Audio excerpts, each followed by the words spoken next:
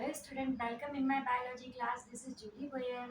हम पढ़ रहे हैं बेटा 11th क्लास का chapter number 5 morphology in flowering plant. Last video में बेटा हमने बात की थी द लीव्स के बारे में। अब इस वीडियो में हम बात करेंगे इन्फ्लोरेसेंस के बारे में, और इन्फ्लोरेसेंस के बाद जो नेक्स्ट वीडियो अपलोड होगा उसमें हम फ्लावर्स के बारे में पढ़ेंगे, फ्लावर्स क्या होते हैं। ठीक है ना। तो इन्फ्लोरेसेंस मीन्स क्या होता है कि जब भी किसी प्लांट पर जो फ्लावर्स का डिस्ट्रीब्यूशन होता है, जो ग्रो करते हैं, वो दो पैटर्न में ग्रो करते हैं। तो इनकी डिस्ट्रीब्यूशन को और उनके ग्रो करने को हम इन्फ्लोरेसेंस बोलते हैं। It means that the arrangement of flower over all the plant, that is known as the inflorescence. यानी अरेंजमेंट भी होता है प्लस उसका डिस्ट्रीब्यूशन भी होता है कि वो कितने कितने फ्लावर्स कहाँ कहाँ पर कैसे ग्रो कर रहे हैं। ओके। तो इसके बेस पर टू टाइप के होते हैं, एक तो होता है रेसमस और दूसरा होता है साइमस। ओके। तो first of all we are going talking about to the racemose. Racemose flower inflorescence क्या होता है कि रेसमस इन्फ्लोरेसेंस वो इन्फ्लोरेसेंस होता है जिसमें किसी भी टिप पर जब किसी भी शूट पर जब फ्लावर ग्रो करता है तो उसमें जो यंग फ्लावर होता है वो उसकी पोजीशन क्या होती है। जैसे हम रेसमस में बात करें तो ये एक्रोपिटल टाइप का होता है। एक्रो मतलब एपेक्स पर, एक्रो मतलब एपेक्स पर, और पेटल मतलब क्या होता है, कोरोला में हमने पढ़ा है, यानी कि फ्लावर्स की जो फूल की जो पंखुड़ियाँ होती है ना उनको हम पेटल बोलते हैं। तो यानी कि एक्रोपेटल यानी कि जो पेटल्स है उनका अरेंजमेंट कहाँ पर है, टिप पर है। Getting my point. किसी भी चीज़ को रटने की जरूरत नहीं है, नाम में ही उसका आंसर छुपा होता है, बस हमें उसको समझने की जरूरत होती है।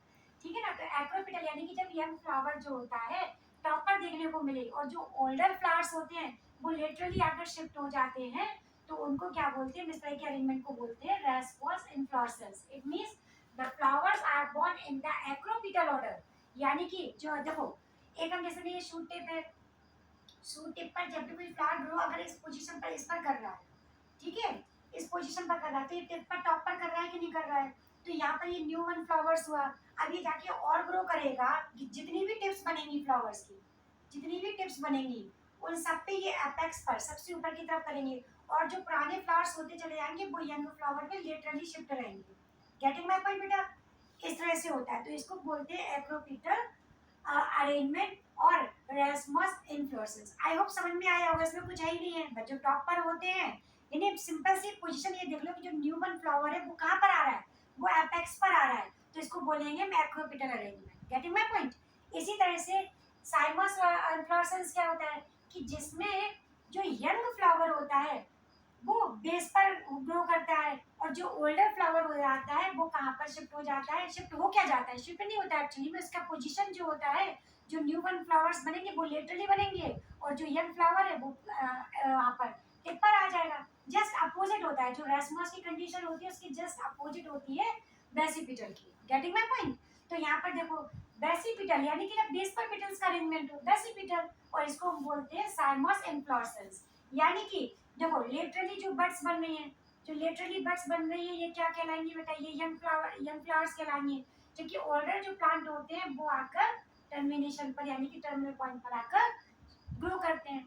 तो इस तरह से ये हो गया हमारा एक्रोपिटल और basipetal. Acropetal is also known as the racemose inflorescence and basipetal is also known as the cymose inflorescence. I hope समझ में आ गया होगा। इसमें ऐसा कुछ है ही नहीं जो समझ में ना आए, बड़ा सिंपल सा है कि अगर फ्लावर्स टॉप पर ग्रो कर रहे हैं यंग फ्लावर्स, और ओल्ड फ्लावर जो होते हैं वो लेटरली अरेंज है, तो इस तरह के अरेंजमेंट को हम क्या बोलते हैं, एक्रोपिटल और रेसमस इन्फ्लोरेसेंस। और अगर यंग फ्लावर लेटरली ग्रो कर रहे हैं और ओल्ड फ्लावर टर्मिनली आकर अरेंज हो रहा है, तो इस तरह के हम अरेंजमेंट को बोलते हैं साइमस इन्फ्लोरेसेंस। आई होप बेटा आपको समझ में आया हो। अगर समझ में आया तो प्लीज़ लाइक एंड सब्सक्राइब ज़रूर करिए, और आपके जो भी सजेशंस हैं, जो भी क्वेरीज हैं, आप नीचे कमेंट बॉक्स में सेंड कर सकते हैं। Thank you.